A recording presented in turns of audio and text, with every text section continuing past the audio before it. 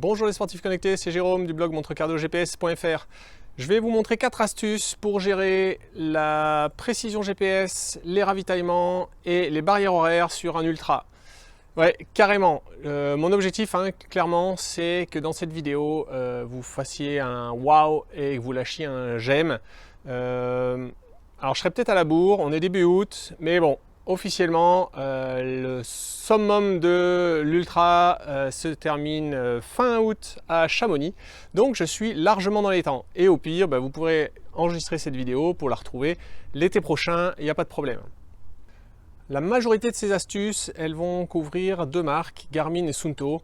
Il y aura un petit peu de Coros et malheureusement, un Polar ne sont pas trop flexibles avec la bidouille, donc il n'y a absolument rien pour les propriétaires d'une montre GPS Polar. Avant de commencer, je me permets un petit warning. Tout ce que je vais vous montrer ici, ça nécessite quelques manipulations. Donc je vous incite très fortement à les tester avant de vous lancer et de les expérimenter sur un ultra. Sur un ultra, il faut partir avec des choses dont on sait que ça marche, des choses fiables. Et donc, c'est pas le moment, la veille du départ à 19h30, de regarder cette vidéo et de se dire « Ah bah ouais, tiens, cool, je vais tester ça demain. » Non. Faites ces réglages bien en amont. Faites une sortie test pour confirmer que ça fonctionne bien, que ça répond bien à ce que vous attendiez de cette fonctionnalité, de cette astuce. Et après seulement, vous irez l'utiliser sur un ultra. Important. Ma première astuce, elle vise à éviter les erreurs GPS liées au ravitaillement.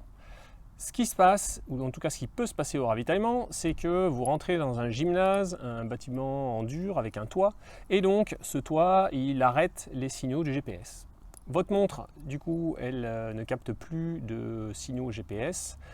Elle essaye de faire un peu un méli-mélo entre ses références GPS juste avant, son accéléromètre, et du coup, ce qui peut se passer, c'est que ça va engendrer des petites erreurs, mais comme la montre que vous avez, elle prend une position GPS toutes les secondes, même si elle fait 1 mètre d'erreur à chaque relevé de position, 1 mètre d'erreur toutes les secondes pendant les 5 minutes que vous allez passer au ravitaillement, à la fin, ça fait une erreur qui est significative.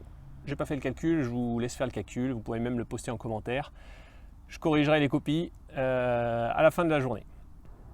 Si vous voulez avoir la certitude que ces erreurs existent, je vous mettrai dans la description un lien vers une de mes vidéos au cours de laquelle j'ai fait un marathon sans bouger. Vous allez voir un peu, c'était un petit projet pendant le confinement. J'ai posé une montre dans le jardin et en attendant suffisamment longtemps, j'ai finalement parcouru mon premier marathon, 42 km 195, sans bouger. Donc l'astuce, elle va consister à mettre en pause le GPS. Lorsqu'on fait ça, on règle le problème d'erreur GPS, mais on crée un autre problème. C'est que lorsqu'on mettra la montre en pause, on va aussi mettre le chrono en pause. Ça va du coup fausser vos références pour les barrières horaires à venir et pour votre temps final de course. Et donc pour pallier ce deuxième problème, on va utiliser un champ de données qui s'appelle temps écoulé à la place du champ de données chrono habituel. Pour bien vous montrer comment ça marche, j'ai créé ici un écran de données avec en haut le chronomètre, c'est le champ de données chrono habituel que vous avez, et en bas le champ de données temps écoulé. Tant que l'activité se déroule sans pause, ces deux champs de données affichent exactement la même chose. Arrivé au ravitaillement, on va mettre l'enregistrement en pause, ça coupe le GPS et ça coupe le chronomètre. Donc le chronomètre ici reste bloqué à 35 secondes. Mais quand on va reprendre l'enregistrement, le chronomètre, lui, il a été mis en pause, mais par contre ici, le temps a écoulé, il a bien pris en compte mon début de course, mon ravitaillement et ma reprise de course. Après, ce champ de données, vous n'êtes pas du tout obligé de le mettre comme moi sur un écran séparé. Vous pouvez aller sur les réglages de votre profil trail ou d'ultra trail selon ce que vous utilisez. Vous allez dans les écrans de données et puis ici sur le premier écran, vous changez le champ de données chronomètre. Et à la place de chronomètre, vous allez chercher tout en bas, temps écoulé. La deuxième astuce pour éviter les erreurs GPS au ravito, ça va être d'utiliser deux profils sportifs distincts et un mode multisport. Ça c'est possible chez Suunto et Garmin. L'idée avec ça, c'est d'utiliser un profil sportif avec GPS pour toutes les phases où vous êtes sur l'itinéraire et que vous courez, et d'utiliser un deuxième profil dont le GPS est désactivé pour les phases de ravitaillement. Et je vais vous montrer les raccourcis qu'il faut utiliser pour basculer en cours de route d'un profil à l'autre. Sur une montre Suunto, on va utiliser un profil de course, donc là je vais utiliser le profil trail, plus un profil perso qu'on aura créé sur l'application Suunto. Ici j'ai utilisé le sport non précisé que j'ai appelé Ravito. Sur ce profil-là, on va s'assurer que le GPS est désactivé parce que c'est le profil qu'on va utiliser pendant les ravitaux. Donc on va dans les options et ici on a GPS off.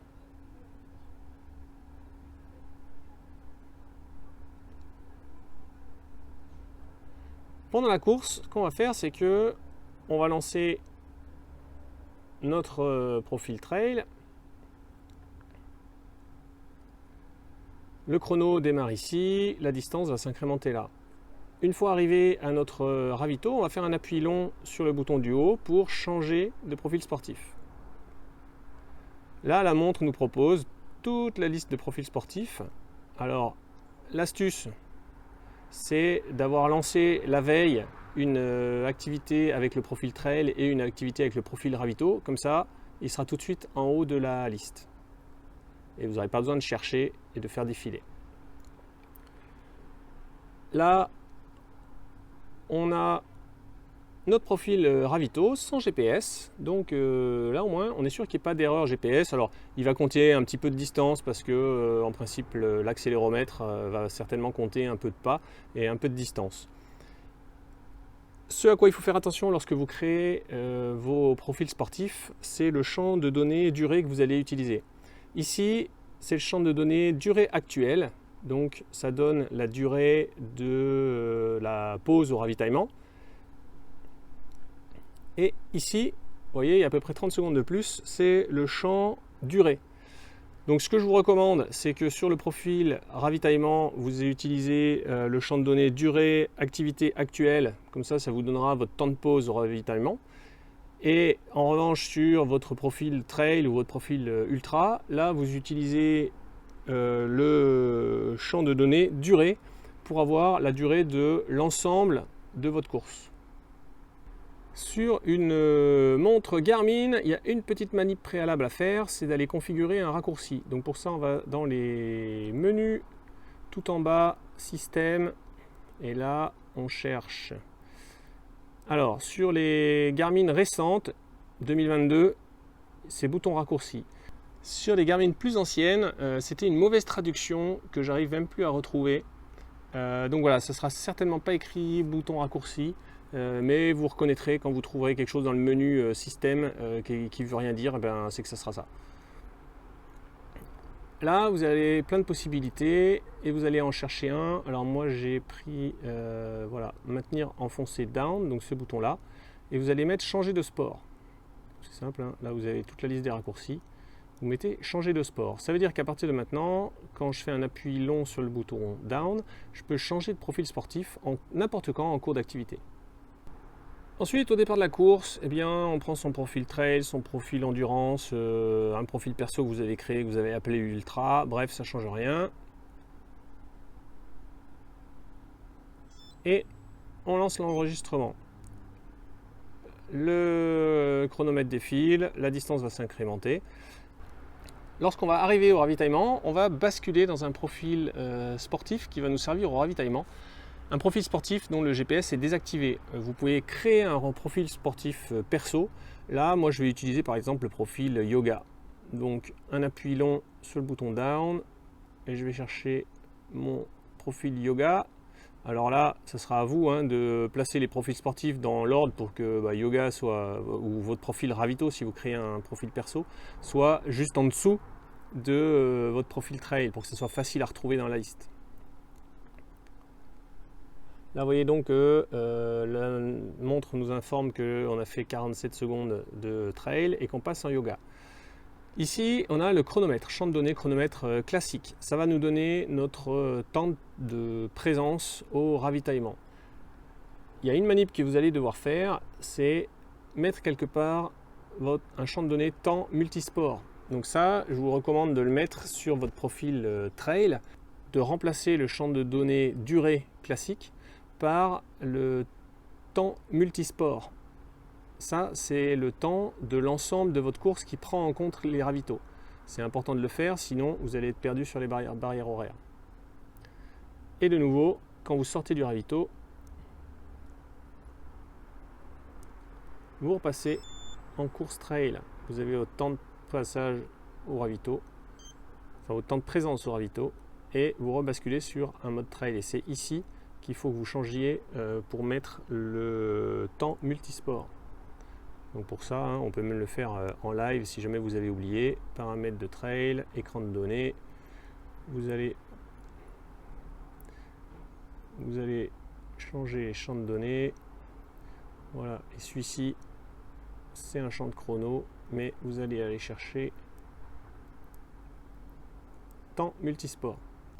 Malgré les précautions prises lors des ravitaillements, eh bien, vous allez quand même avoir des erreurs GPS et donc des erreurs sur la distance mesurée.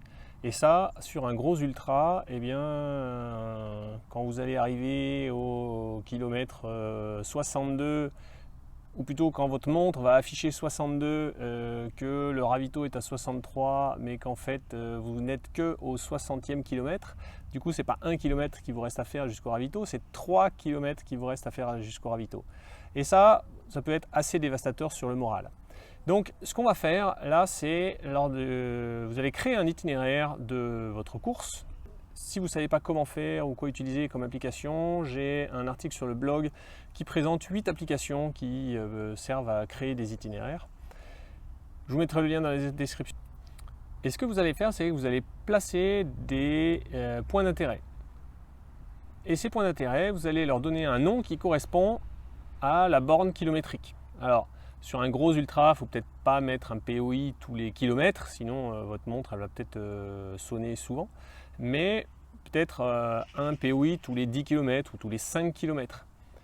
Comme ça, ça fait que même si votre montre affiche 62 km, quand vous allez passer sur ce POI, il va y avoir une alerte qui va s'afficher, un message, une notification, et va s'afficher à l'écran le nom du POI. Donc en l'occurrence, le nom qui va s'afficher, ça va être 60 km.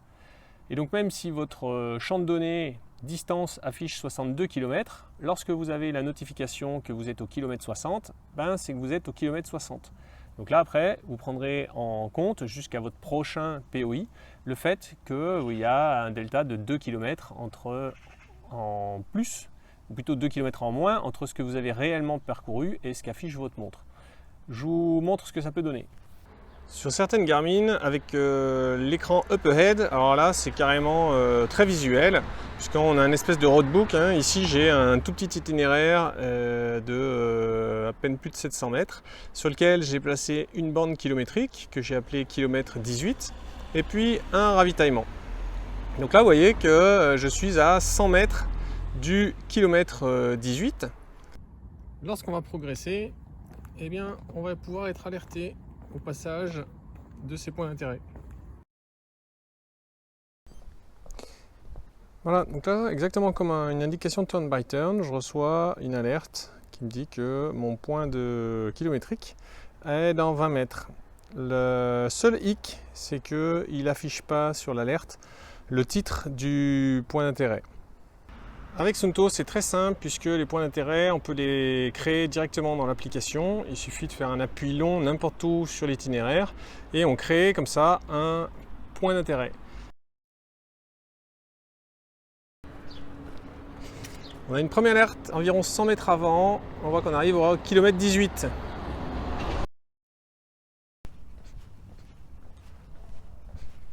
Et lorsqu'on arrive pile poil sur le kilomètre 18, eh bien, on a un écran qui affiche le prochain point d'intérêt. Donc là, c'était une instruction de navigation qui nous disait de tourner à droite dans 217 mètres. Ça veut dire que lors de la création de la trace, il va falloir faire attention ou faire un petit peu de ménage si on ne veut pas que la montre sonne trop souvent. Chez Coros, vous voyez qu'il y a un écran qui par défaut vous affiche la distance et la direction du prochain point de passage, point de contrôle, ils appellent ça. Donc là, c'est mon point kilomètre 18. On va mettre sur un écran lambda et on va marcher là-bas. Donc là, vous voyez, on a une alerte comme quoi on a atteint un point de contrôle. Par contre, le message n'est pas très explicite et en fait, c'est quand on revient sur l'écran de navigation, là on voit qu'on a le point de contrôle suivant que j'avais appelé Ravito, qui est à 130 mètres. Donc j'ai bien pensé le point de contrôle 18, pas très explicite. On en vient enfin à la gestion des barrières horaires. Comment être prévenu du temps qui nous reste pour arriver à la prochaine barrière horaire. Alors pour ça, je vais vous faire télécharger un ou l'autre des champs de données qu'on trouve sur ConnectIQ. Le premier s'appelle LCT barrière horaire, le deuxième s'appelle barrière horaire. Alors les deux applications ont un point commun, c'est que c'est un champ de données qu'on ajoute à n'importe quel écran de données de n'importe quel profil sportif. Donc comme ça, vous pouvez soit choisir d'avoir un écran écrit en gros avec votre temps jusqu'à la prochaine barrière horaire, soit vous pouvez l'intégrer quelque part dans un coin sur votre écran de données principal. Pour ajouter un de ces champs de données, c'est assez simple. Vous allez dans les paramètres du profil que vous voulez, écran de données. Alors soit vous cliquez là pour le petit crayon et remplacer un de ces champs de données là, ou rajouter un champ de données sur cet écran, ou alors pour le créer sur un nouvel écran, vous allez tout en bas, ajouter nouveau, données personnalisées, disposition un seul champ, qu'on va choisir parmi les champs ConnectIQ, avec la seule petite contrainte qu'on ne peut pas en mettre plus que 2 par profil sportif. Et donc là, on va aller ajouter par exemple LCT barrière horaire. On le positionne où on veut. Et voilà, je viens d'ajouter l'écran en dernière position.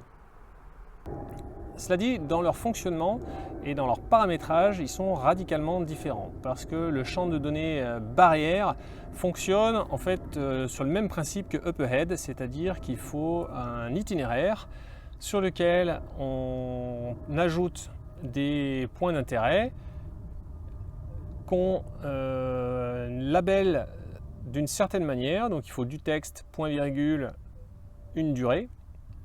Et la montre se base là-dessus pour calculer le temps restant jusqu'au prochain point d'intérêt qui est la prochaine barrière horaire.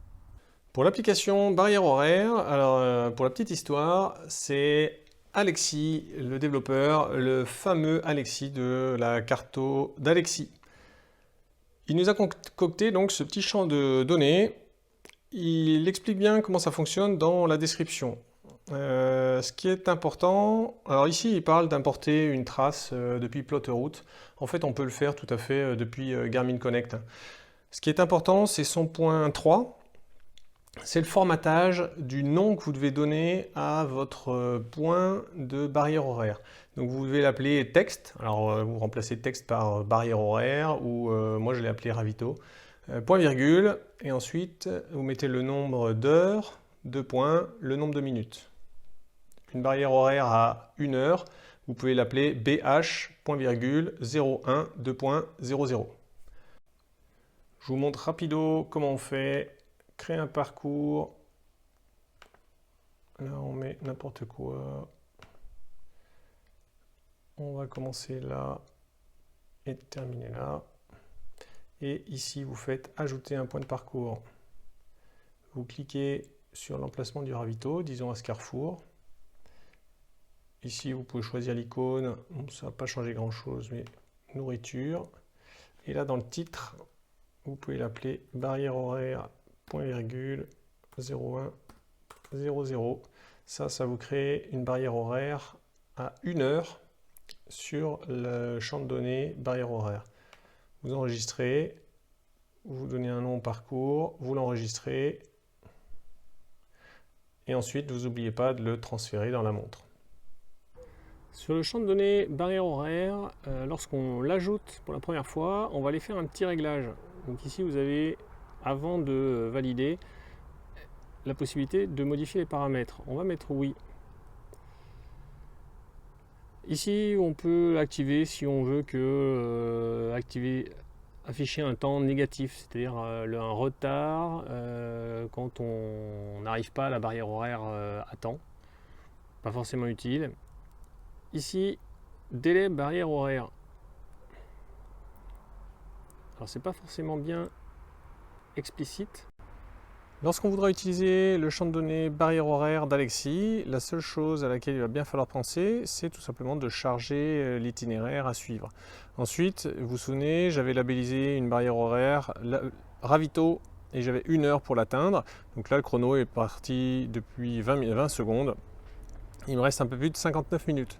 Ensuite, le fonctionnement est simple. Dès que j'aurai atteint ce point enregistré sur l'itinéraire, et que je l'aurai dépassé, alors le champ de données basculera sur l'affichage pour le point d'intérêt suivant, donc la deuxième barrière horaire avec le deuxième chrono qui sera peut-être 2 heures, 3 heures, vous prenez ce qui est labellisé pour votre course. Pour LCT barrière horaire, le principe est un peu différent parce qu'il n'y aura pas besoin de faire de suivi d'itinéraire. En fait, on saisit à l'avance tous les champs de données avec le nom de la barrière horaire et le délai de la barrière horaire. Et ensuite, la montre va exploiter ce fichier qu'on a configuré sans suivi d'itinéraire. Une fois l'application LCT barrière horaire téléchargée, vous allez les trouver sur votre appli ConnectIQ dans mes champs de données LCT barrière horaire. Et là, dans Paramètres, vous allez pouvoir la configurer, c'est-à-dire remplir tous les champs de données nécessaires pour l'affichage des barrières horaires. Là, vous pouvez donner un nom à votre barrière horaire, donc la première barrière horaire. Dans le sous-titre, je vous recommande de mettre le kilomètre et ensuite le chrono pour arriver à cette barrière horaire. Ensuite, vous remplissez la deuxième. Donc là, j'ai une barrière horaire au kilomètre 19, une barrière horaire au kilomètre 54. Vous pouvez mettre jusqu'à 20 barrières horaires. Vous cliquez en haut ici sur barrière suivante automatique. Ça fait que lorsque vous arriverez à une barrière horaire, l'écran basculera automatiquement sur le temps restant jusqu'à la barrière horaire suivante. Ici, minute entre le premier départ et le vôtre, c'est pour gérer les départs par vague. Donc si jamais vous partez avec 30 minutes de retard sur l'horaire officiel de départ, vous pouvez rentrer ici 30 minutes. Vous enregistrez. En fait, ça c'est le délai sur lequel vous voulez que l'appli se base pour vous alerter. En gros, quand on met 0, ça va nous afficher un décompte du temps jusqu'au délai de la barrière horaire, à la seconde près. Si jamais vous voulez assurer un peu le coup, vous pouvez mettre par exemple un délai de 5 minutes. Et en gros, lorsqu'il vous restera 35 minutes pour arriver à la barrière horaire, le champ de données vous dira qu'il reste plus que 30 minutes. Sur la montre, ça se présente comme ça. Donc là, j'ai créé un écran avec un seul champ de données dans lequel j'ai intégré le champ de données ConnectIQ LCT barrière horaire. Et donc vous voyez que l'écran m'affiche la prochaine barrière horaire, donc qui est le premier ravito au kilomètre 19. Et j'ai 50 minutes pour y arriver. Dès que le chrono dépasse 1 minute, il ne reste plus que 58 minutes pour arriver à la barrière horaire. L'avantage de ce champ de données, c'est qu'il est vraiment simple à utiliser. C'est un bête fichier à remplir avant la course. Alors évidemment, si vous avez une montre qui dispose de Up Ahead, vous pouvez utiliser le Roadbook Up Ahead pour gérer vos barrières horaires. En fait, il vous suffit de créer sur votre itinéraire des points d'intérêt avec le nom de la barrière horaire et l'heure de la barrière horaire, et vous verrez ça affiché à l'écran. C'est ce que j'ai fait sur cet itinéraire. J'ai créé un point d'intérêt directement dans Garmin Connect et je l'ai appelé Ravito 1 heure.